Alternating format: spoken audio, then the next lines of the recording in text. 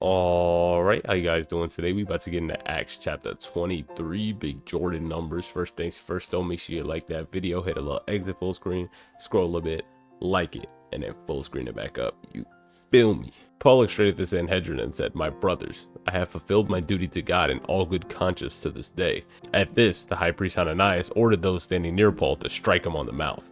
Then Paul said to him, "God will strike you, you whitewashed wall. You sit there to judge me according to the law, yet you yourself violate the law by commanding that I be struck." Those who were standing near Paul said, "How dare you insult God's high priest?" Paul replied, "Brothers, I did not realize that he was the high priest, for it is written, 'Do not speak evil about the ruler of your people.'" Then Paul, knowing that some of them were Sadducees and the other Pharisees, called out in the Sanhedrin, "My brothers, I am a Pharisee, descended from Pharisees. I stand on trial because of the hope of the resurrection of the dead." When he said this, the dispute broke out between Pharisees and the Sadducees, and the assembly was divided. The Sadducees say there is no resurrection, and that there are no angels nor spirits, but the Pharisees believe all these things. There was a great uproar, and some of the teachers of the law who were Pharisees stood up and argued vigorously. "We find nothing wrong with this man," they said. "What if a spirit or an angel has spoken to him?" The dispute became so violent that the commander was afraid Paul would be torn to pieces by them. He ordered the troops to go down and take him away from them by force, and bring him into the barracks. The following night the Lord stood near Paul and said, "Take courage. As you have testified about me in Jerusalem, so you must testify in Rome." The next morning some Jews formed a conspiracy and bound themselves with an oath not to eat or drink until they had killed Paul. More than 40 men were involved in this plot. They went to the chief priests and the elders and said, "We have taken a solemn oath not to eat anything until we have killed Paul.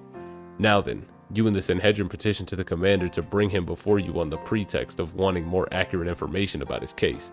We are ready to kill him before he gets here." But when the son of Paul's sisters heard of this plot, he went into the barracks and told Paul.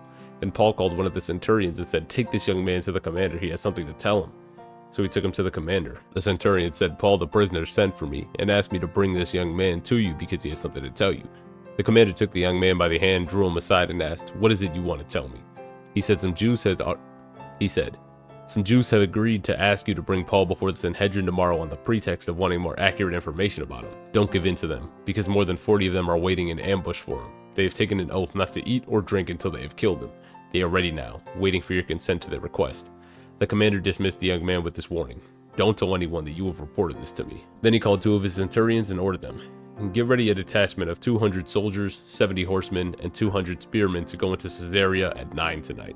Provide horses for Paul so that he may be taken safely to Governor Felix." He wrote a letter as follows: "Claudius Lysias, to His Excellency, Governor Felix.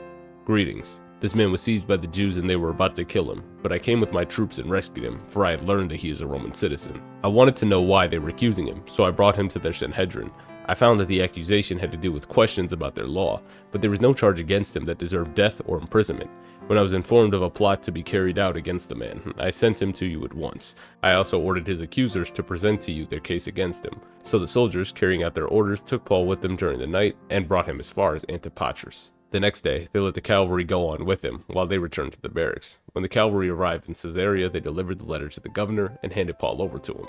The governor read the letter and asked what province he was from. Learning that he was from Cilicia, he said, "I will hear your case when your accusers get here." Then he ordered that Paul be kept under guard in Herod's palace. Nothing really much to see here. Pretty straightforward. And in Matthew 5:34, we're told not to swear oaths, which is exactly what these men had did. Bound themselves with an oath to not eat or drink until they killed Paul. Guess they ain't and drinking for a while. Alright, that's going to be the end of the chapter. I hope you guys have yourselves a fantastic rest of your day. Peace.